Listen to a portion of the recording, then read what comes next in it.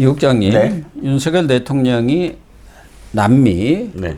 에이펙 G20, 네. G20 정상회담을 마치고 21일 네. 아마 새벽에 귀국했는데 네. 당 지도부는 나오지 말아겠는데 혹시 또 뭐 한동훈 대표 얼굴 좀 보기가 거시기 하네.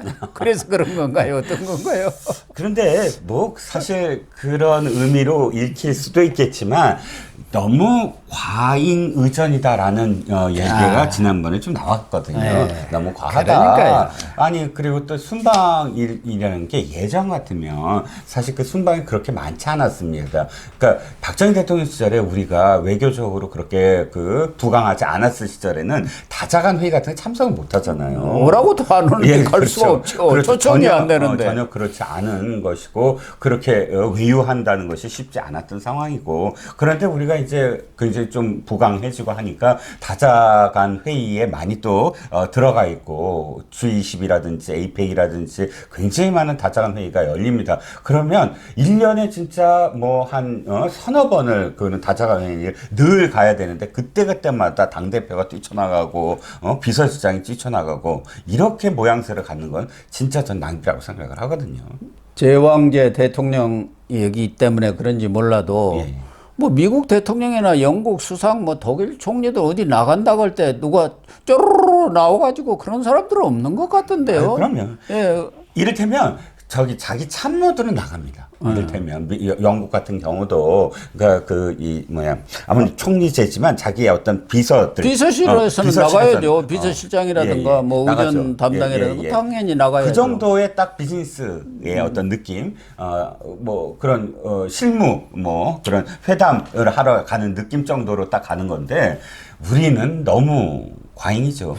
예, 그것은 뭐 여담이고 예. 문제는 이제 윤 대통령이 귀국을 했으니까 네네. 지난 7일 기자회견 국민 대담화에서 약속했던 쇄신 네. 이 조치를 취할 것 아니겠습니까? 그렇죠. 쇄신 약속을 했는데 우리 국민들 입장에서는 뭐 되는 게 없네. 그렇죠. 체감이 안 된다. 맞습니다. 특히 인사 쇄신을 좀 해달라는 것 아니겠습니까? 그럼요, 당연합니다. 그런데 이제 이재명 대표의 그 선고에 사실 사람들이 다 일루가 있었어요. 근데 선고가 딱 끝나자마자 예. 고개가 이렇게 감은 겁니다. 이제 이쪽으로. 왜?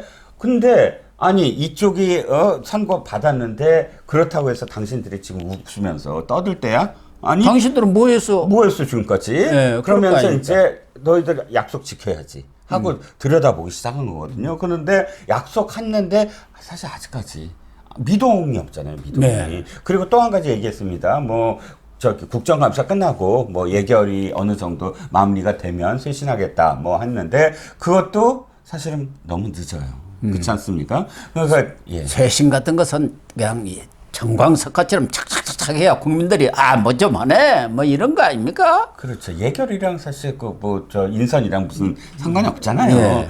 그러니까 지금 물론 하마평은 나오고 있고 또 몇 개 언론들이 서로 엇갈립니다. 한 언론은 뭐 전 부처를 전부 다 개각을 한다. 뭐 거의 그 수준이다라고 지금 보도에 나온 반면 한쪽에서는 중폭 개각이다. 오랫동안 있던 사람을 중심으로 해서 총리를 중심으로 해서 몇 사람 장관하면 중폭이라고 표현하잖아요. 한 중폭 정도다라고 얘기가 나오고 있고 어쨌든 지금 하마평이 시작됐다는 건 움직임은 있다라고 판단할 수밖에 없죠. 그런데 인적 쇄신을 이제 대통령실 그리고 내각 아니겠습니까? 이런 데서 뭔가 대통령이 사실은 이 개각이라든가 그런 인사라는 것은 대통령의 메시지거든요. 그렇죠. 국정 운영이 이렇게 바뀐다. 네네. 그걸 말로 해서는 안 되니까 사람으로 딱 보여주는 것 아니겠습니까? 그렇습니다. 네네. 그리고 뭐 국무총리가 늘 얘기하지만 상징적인 존재지 뭐 힘은 없지만 그래도 우리 국민들은 총리가 바뀌고 또 총리가 어떤 사람이 오느냐에 따라서 앞으로 어떻게 국정이 운영되어 갈 것 같다는 예감들을 하지 않습니까? 과거에 뭐 이해찬이든 유시민이든 뭐 여러 사람들 총리 장관들 이런 네네. 것들을 보면서 하는데 네네. 지금 뭐 장관까지 하마평에 그렇게 크게 오르지는 않습니다만 지금 관심은 이번에는 총리를 교체하는 쪽으로 네네. 이렇게 방향이 잡힌 것 같아요. 그렇죠. 이미 총리는 지난 총선 이후에 사의를 표명했는데 사퇴했죠. 그동안 지금 뭉개고 있는 거 아닙니까? 또 총리 교체하려면 야당이 인준이 시하는데 지금 같은 대치 상황에서 인준을 해주고 있느냐 뭐 그런 핑계를 대고 있는데 어쨌든 이번은 바꿀 수밖에 없다. 네. 그런데 나오는 사람들 이 하마평이라고 하지 않습니까? 네. 거기 보면은 다 흘러간 물들이에요. 권영세, 주호영, 정진석, 조태용 이 사람은 지금 국정원장이고 그렇죠. 그리고 이정현 전 한나라당인가요? 새누리당 대표. 예. 이게 뭐 돌려막기도 아니고 이런 사람들을 총리가 돼가지고 아 국민들이 야 쇄신이 됐네 그러나요? 그러니까 지금 말씀하셨듯이 쇄신이란 건 뭐냐면 그러니까 변화하겠다는 거거든요. 예. 정책과 그 다음에 어떤 태도와 그 다음에 소통, 불통된 것들 또는 앞으로 비전, 아젠다를 어떻게 낼 것 이런 것들이 다 모여서 그런 인물로 딱 해석이 될 수 있는 인물을 하는 건데 지금까지 2년 동안, 2년 반 동안 어딘가에서 쓴 사람, 자기가 쓴 사람을 총리로 쓰겠다는 건 아니 그냥 우리가 이렇게 살 거야. 라는 것과 똑같다는 거죠. 제가 그분들이 능력이 없다는 건 아닙니다. 능력이 있는 분들이죠. 권영세, 뭐 주호영 이런 분들은 사실상 그러니까 어떤 특정 어떤 뭐 친윤, 친한 여기서 약간 좀 벗어난 사람들이거든요. 물론 권영세 장관도 했지만 그런데 그럼에도 불구하고 그 정도로는 안 된다. 저는 사실 뭘 주장하냐면 이종교배가 돼야 된다. 동종교배는 사실상 유전자에서 문제가 생겨요. 지금 윤석열 정부의 문제는 뭐냐면 아무도 안 보여요.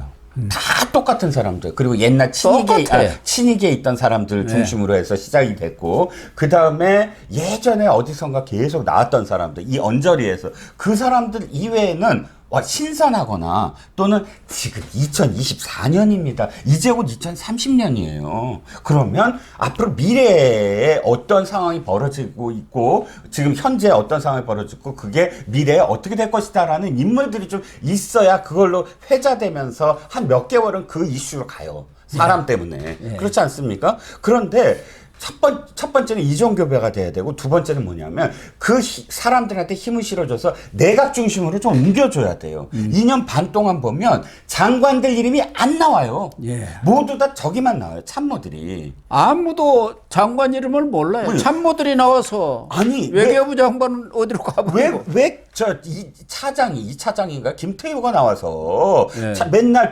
한미 관계가 어떻고 한일 관계가 어떻고 외교 장관이 나와서 해야 되는 거잖아요. 예.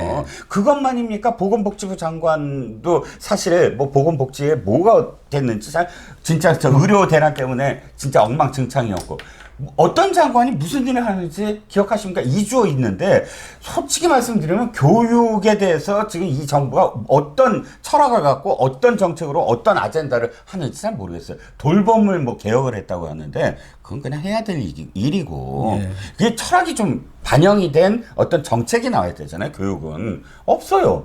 그런데 문제는 이 모든 것들을 발표가 대통령실이 해요.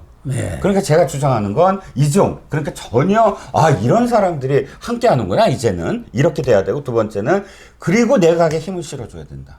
그렇습니다. 예. 그래서 지금 이 거론되는 사람들 이런 사람들을 가지고 만약에 인사가 된다고 한다면은 아느니만 뭐 네, 그럼요. 저는 뭐 트럼프 대통령이 지금 조각을 계속하고 있는데 정말 참 이상한 사람들도 많이 한다 이런 생각도 하면서도 야 파격적이다 그런 생각이 들어요. 저는 그래서 총리 충격. 같으면은 네네. 기업에서 40, 50대 아주 잘 나가는 그렇죠. 정말 세계 정세도 맞습니다. 잘하고 지금 경제가 중요해져서 네네. 그런 기업체의 CEO 딱 총리시킬 수도 네. 있고 아니면 국민의힘의 김재섭 의원 같은 사람들 네네. 그런 사람들 딱 꼽아야 합니다. 그럼요. 그래야 예, 국민들이 예. 야 확실히 바뀌네. 예. 젊은 그런 총리가 나와가지고 예. 힘차게 이렇게 국정을 끌어가야 민심에 맞게 부합해서 예. 그렇지 않고 60대 70대 이런 사람들 와봤자 나라가 바뀝니까? 똑같죠. 지금 말씀하셨듯이 이제 40대 50대의 기업가들 정말 자기가 개척한 그리고 과학적인 어떤 그런 데이터와 기반이 그러니까요. 있는 사람들 얼마나 많은지 몰라요. 이 사람들과 한번 토론을 하면 와 이런 세상이 이제 그려지는구나라고 예. 제가 놀랄 때가 많거든요. 예. 뭐 저도 나이가 조금 있어서 예. 와 이제 진짜 40대 50대가 세상의 중심이 돼야 되는구나라는 그럼요. 생각을 많이 하거든요. 이런 사람들을 자꾸 발굴하고 스타로 만들어주고 그러면 스토리가 돼요. 딱 일단 스토리가 되고. 아니 트럼프 내각 보면 전부 40대, 30대 아닙니까? 44세 국무장관 뭐 그런 식입니다. 아니 백악관 대변인을 28인가 9먹은 그 젊은 여성이 예. 대변인 아닙니까? 백악관 대변인을 예. 어떻게 보면 세계의 대변인을 하는 역할을 하지 않습니까? 맞습니다. 예. 그게 뭐 잘 됐는지 못 됐는지는 모르겠지만 어쨌든 그럼요. 그런 예, 예. 파격적인 인사가 지금은 필요한 때다. 맞습니다. 예. 그래서 국민들한테 확실히 과거 윤석열이 아닌 새로운 윤석열로 바뀐다. 변화한다. 이걸 보여줘야 하는데 지금 나오는 얘기들을 보면은 하마평들을 보면은 아무것도 바뀔 게 없다. 예. 뭐 중폭이든 대폭이든 안 하느니만 모든 인사가 되지 않나. 인사가 또 망사가 되는 것 아닌가 하는 우려를 금할 수 없다. 그런 얘기죠. 그렇죠. 흘러간 이야기들을 다시 듣고 싶은 사람들이 누가 있겠습니까? 어쩌다가지요. 이정석 전 대표도 사실 제가 이해가 잘 안 가요. 왜? 그러니까 예를 들어서 지금은 뭐 호남목, 뭐 영남목 이렇게 따질 때가 아닙니다. 예, 이정현. 이정현 예, 전 이정현. 새누리당 대표. 이정현 대표가 성실해요. 뭐 저하고도 뭐 굉장히 뭐 가까운데 그런데 성실이 아니라 유능이라는 측면과 앞으로의 어떤 비전이라는 측면으로 고려를 해야 된다라는 겁니다. 또 하나는 대통령 참모들의 인식이 바뀌어야 하는데 대통령 참모들의 인식은 대통령의 심기 경험한 예. 매달려 있지 정말 국민들의 눈높이에 맞느냐. 그 대표적인 사람이 지금 홍철호 정무수석 아닙니까? 오늘 사과를 하기는 너무 했던데 놀랐습니다. 어떻게 7일 날 그 기자회견에 했을 때 그 부산일보 박석호 기자가 대통령한테 대통령께서 사과를 했는데 무슨 사과를 했는지를 모르겠다. 그 질문으로 모든 국민들이 속이 뻥 뚫린다. 그런 평가를 받았지 않습니까? 그런데 그게 무례하다고 운영에서 엊그제 그렇게 답변했다가 온갖 질타가 쏟아 그런 인식을 지금 갖고 있는 거 아닙니까? 첫 번째 그런 사람은 정무수석에서 떨어져 나와야 돼요. 당장 교체를 정무적 해. 판단이 전혀 안 돼 있잖아요. 정무적 판단이 안 돼 있고 두 번째는 그 사람은 국민들한테 되게 무례한 발언을 한 거예요. 예. 국민들한테. 지금 기자들은 그냥 어떤 회사의 대표에서 나온 기자가 아닙니다. 그 자리는 국민들이 하는 소리를 대변한 거예요. 예. 그렇지 않습니까? 그러면 기자들이 어떤 말을 하건 간에 그 말에 대해서는 경청을 하고 최선을 다해서 거기 대답할 의무가 대통령실한테 있는 겁니다. 아니 대통령도 그때 네. 추가적인 질문을 할 게 있으면 좀 해주세요. 네. 그리고 무슨 시간이라든가 질문의 구애받지 내용 않고. 아무것도 구애받지 않고 끝장 토론을 하겠다고 했지 않습니까? 네. 사실은 미국의 과거 빌 클린턴이라든가 이런 사람들한테 그 루인스키 스캔들 기자들 질문하는 거 보면 얘도 너무했네 할 예, 정도 아닙니까? 이 바이든 대통령한테도 예. 아니 나이 들었는데 대통령 또 나갈 겁니까 하고 막 질문하잖아요. 네네. 그래도 누가 무례하다고 합니까? 그렇죠. 우리와 또 다른 문화이긴 하지만 그러나 전혀 무례하지 않았습니다. 아주 예의를 전혀요. 갖춰서 했죠. 그러니까 사과는 세 가지가 필요하다고 합니다. 이건 기본적인 거예요. 무엇에 대해서 사과했는지 정확하게 얘기해야 돼요. 애매모호하게 그냥 퉁쳐서 사과하면 사과하는 게 아닙니다.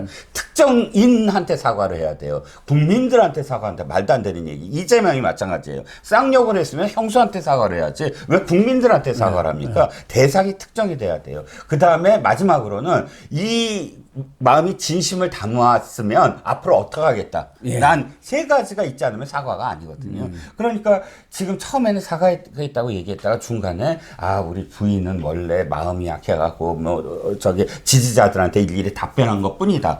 이렇게 얘기하고 뭐 이런 식으로 계속 그리고 나도 뭐 저 지인들이 다 국민 아니냐 지인들과의 약속 때문에 저 얘기해야 되기 때문에 핸드폰을 비화폰을 안 썼다. 이런 얘기들은 잘못이 아니잖아요. 그러면 듣다 보니까 그래 그럴 수도 있겠구나. 그러니까 그런데 왜 사과했니? 이렇게 물을 수밖에 없잖아요.